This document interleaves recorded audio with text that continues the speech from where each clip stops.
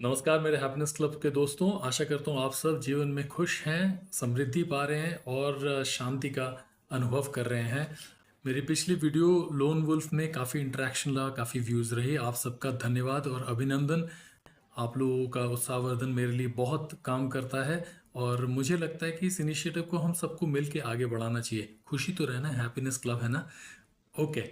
नए टॉपिक पे चलते हैं आज, जो कि एक कंटिन्यूटी भी है। आप अगर देखें ध्यान से, डिसीजन मेकिंग या चॉइसेस, चुनाव या निर्णय जो जीवन में होता है बहुत इंपॉर्टेंट होता है। आपको हर दिन निर्णय लेने की अपॉर्चुनिटी ज़रूर मिलती है। तो क्यों ना हम इस चीज़ को थोड़ा सा रिफाइन करें। चॉइसेस और डिसीजंस जो हैं वो आपके पर्सनल लाइफ, व्यक्तिगत जीवन, सामाजिक जीवन, आपके वित्तीय सिचुएशन, जो फाइनेंशियल कंडीशन है, और आपकी ओवरऑल पीस एंड पेस की गति और शांति का जो एक समन्वय है, एक बैलेंस है, उसको बनाने में काफ़ी मदद करता है। पहला पॉइंट जो मैं आपसे सजेस्ट करना चाहूँगा कि बी इंफॉर्मेटिव। तथ्यों का होना बहुत इंपॉर्टेंट है। तथ्य गैदर करें, इंफॉर्मेशन गैदर करें।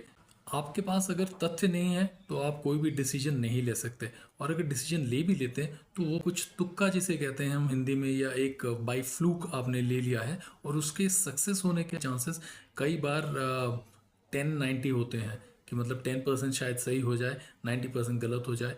और अगर वो मैटर बहुत क्रिटिकल है, अगर वो डिसीजन जो आप ले रहे हैं उसके अंदर दूरगामी परिणाम हैं, तो ये परिणाम आपको आगे बहुत दिनों तक झेलना पड़ेगा, इसका असर। इसीलिए किसी भी टॉपिक पे इंफॉर्मेशन लें और मेक श्योर करें कि आपका जो इंफॉर्मेशन का सोर्स है वो राइट है पहले तो। दूसरा, जिस सोर्स से जो इन्फॉर्मेशन कलेक्ट हुआ है वो आप फर्स्ट हैंड वेरीफाई करें। कई लोग फाइनेंस में करते हैं, मैंने देखा है कि स्टॉक्स पिक करने के लिए अच्छा किसी ने कुछ बोल दिया या यूट्यूब में देख लिया, उठा लिया, ये इन्फॉर्मेशन है। अरे भाई, वेरीफाई तो करिए। कोई आपको कह रहा है एक्स रिटर्न से वाई रिटर्न से, कैसे है, कहाँ से है, क्या वो शॉर्ट टर्म पे है कि लॉन्ग टर्म पे है। इसी तरह फैमिली में भी आप देखिएगा कि कई बार हम अपने जीवन में लाइफ पार्टनर का चुनाव करते हैं।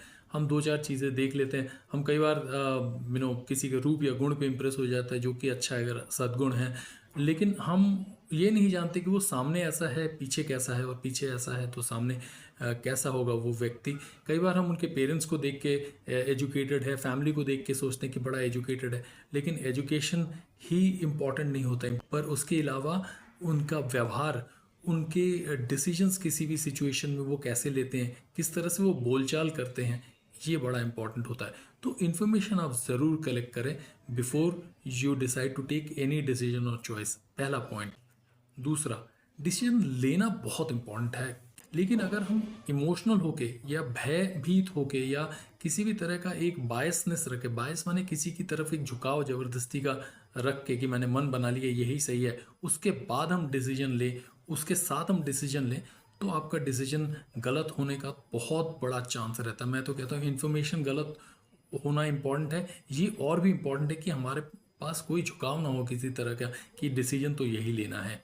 इससे क्या होता है, भय से इंसान के पांव फ्रीज हो जाते हैं, इंसान कुछ डिसाइड नहीं कर पाता कि इसको करना है नहीं करना है। और झुकाव से क्या होता है कि आपने पहले ही मन बना लिया कि मेरे को सारे वही पॉइंट देखने हैं जो कि सही हैं मेरे इस डिसीजन को अग्री करवाने के लिए। तो वही स्टॉक मार्केट का अगर मैं उठा लूँ, तो आपने सिर्फ गूगल किया या इन्फॉर्मेशन को इस तरह से सर्च किया कि आपने एक पॉजिटिव रिस्पॉन्स देखना है, आपने उसके नेगेटिव साइड्स को नहीं देखे कि क्या डाउनफॉल्स हो सकते हैं यहाँ पे। तीसरा, कंट्रोल योर ग्रीड। बचपन में स्टोरी सुनी थी, एक बंदर होता है, वो एक घर में शेल्फ में रखा हुआ एक मूंगफली का डब्बा देखता है और उसे बड़ा लोभ होता है, तो वो घर के अंदर आ जाता है और हाथ घुसा देता है। हाथ घुसा के जब वो एक मुट्ठी मूंगफली लेकर हाथ बाहर निकालने की कोशिश करता है तो वो हाथ निकाल नहीं पाता है, क्योंकि ये पता ही नहीं कि जब हाथ उसने अंदर डाला तो उसका हाथ खुला हुआ था, तो फ्लेक्सिबल था, छोटा था, बाहर निकालने के लिए वो एक एक दो दो मूंगफली निकाल के बाहर लग सकता था और उसको एंजॉय कर सकता था। बट अनफॉर्चुनेटली वो उस चीज़ को नहीं समझ पाता। तो इसी तरह कुछ हमारे दिमाग में भी चलता है, और इंग्लिश में हम इसे कहते हैं फियर ऑफ मिसिंग आउट, एक एक्रोनिम है फोमो बोल के।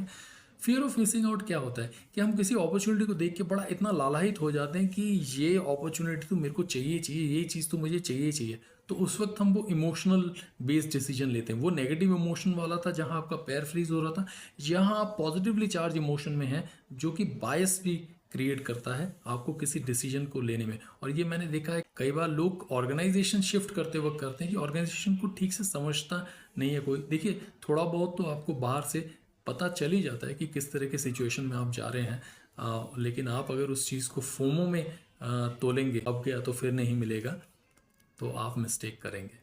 ये हमारा चौथा पॉइंट, आदर्श और मूल्य। आखिरी पॉइंट है, लेकिन मेरा मन कर रहा था इसको टॉप में डालूं, लेकिन जिस तरह से हमारे सोचने की प्रक्रिया है, तो मुझे लगा ये आप शायद लास्ट में सुनना ज़्यादा पसंद करेंगे।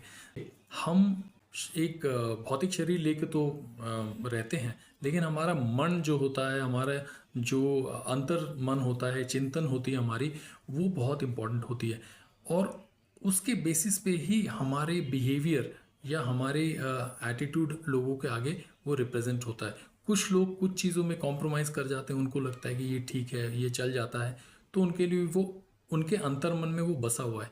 अगर आपके आदर्श कहते हैं कि आप झूठ नहीं बोल सकते, आप झूठ टॉलरेट नहीं कर सकते, आप इंडिपेंडेंट रहना चाहते हैं, स्वाधीन रहना चाहते हैं, एक स्वावलंबी की तरह आपका बिहेवियर है, तो आप उस तरह के लोगों से मिलें, आप उस तरह के काम में जाएं, आप उस तरह की चॉइसेस करें। क्योंकि क्या होगा कि आप झूठ नहीं सह पाते, लेकिन आपको इनिशियली आपको जब आपका लाइफ पार्टनर मिल रहा है, उसका छोटा मोटा थोड़ा बहुत झूठ आप या तो उसको, कई बार लोग क्यूट बोल के उसको इग्नोर कर देते हैं, कई बार आप उसको सोचते हैं कि ये छोटा मोटा है, ये आगे चल जाएगा। हम उसके बारे में ज़्यादा गहनता से सोचते नहीं है कि नहीं, ये आगे जाके अपनी छोटी छोटी प्रॉब्लम्स जो है, छोटी छोटी झूठ जो है, ये मेरे को एक्सेप्ट नहीं है, मैं इसको धारण नहीं कर पाऊंगा। जानता हूँ कि 100% तो इस चीज़ का पता नहीं कर सकते, लेकिन कुछ हद तक आप फिर भी पता कर सकते हैं। थोड़ा रिसर्च करें, आप अपने आदर्शों और मूल्यों के साथ रहें। देखिए आप खुश ज़रूर रहिएगा। सक्सेस के तो डेफिनेशन अलग है। किसी के 5 लाख सैलरी है और अगले का 5,50,000 है, क्या फ़र्क पड़ गया? लेकिन आप अगर दुखी हैं तो फ़र्क पड़ेगा ना। तो इस बात को सोचिएगा ज़रूर। आशा करता हूँ इस टॉपिक पे आप मुझे सुनिएगा तो ज़रूर, रिसर्च भी करिए, क्योंकि मुझे ऐसा लगा है जीवन में कि डिसीजन मेकिंग के जो परिणाम होते हैं वो बहुत आगे तक भुगतने पड़ते हैं जीवन में। आप सबके मंगल कामना करते हुए और आप सबका आशीर्वाद लेते हुए आज की वीडियो में यहीं समाप्त करता हूँ। नमस्कार।